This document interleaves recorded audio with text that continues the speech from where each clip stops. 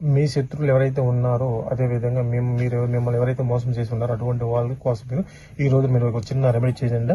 ఒక నిమ్మకాయ తీసుకొని ఒక పక్క మీ శత్రువు పేరు రాయండి, ఇంకో శత్రువు పేరు రాయండి అనమాట. ఒకవేళ ఒక శత్రువు ఉన్నాడు ఒక పేరు రాయండి. ఒకవేళ ఇద్దరు శత్రువు ఉన్నారు, ఒక పక్క శత్రు పేరు ఇంకో పక్క శత్రు పేరు వేసి మధ్యలో ఇంటికి గీత కొట్టండి. గీత కట్టేసి ఇద్దరు శత్రువులు అయితే 2 సూదులు తీసుకోండి.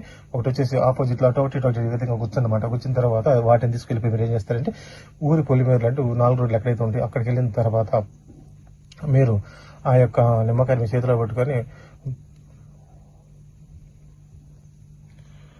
ఓం కాలభైరవాయ నమః, ఓం కాలభైరవాయ నమః ఈ ఒక్క మంత్రం 11 సార్లు చదివేసి మీరు ఎక్కడ ఏం చెప్పుకోవాలంటే మీ యొక్క సంకల్పం చెప్పుకోవాలి. ఈ శత్రువుల వల్ల నేను చాలా విపరీతంగా బాధపడుతున్నాను స్వామి, ఈ శత్రువులు నా నుండి దూరంగా వెళ్ళిపోవాలి స్వామి అని చెప్పి కాలభైరుడికి ఈ యొక్క మాట చెప్పేసి మీరు అక్కడ పక్కన పడవేసిన పర్వాలేదు, లేదంటే మీ శ్మశానం ఉంటే శ్మశానంలో ఇచ్చిన పర్వాలేదు, గుండె గుంట్లో పాతి పెట్టిన పర్వాలేదు, ఆటోమేటిక్గా ఇద్దరి మధ్య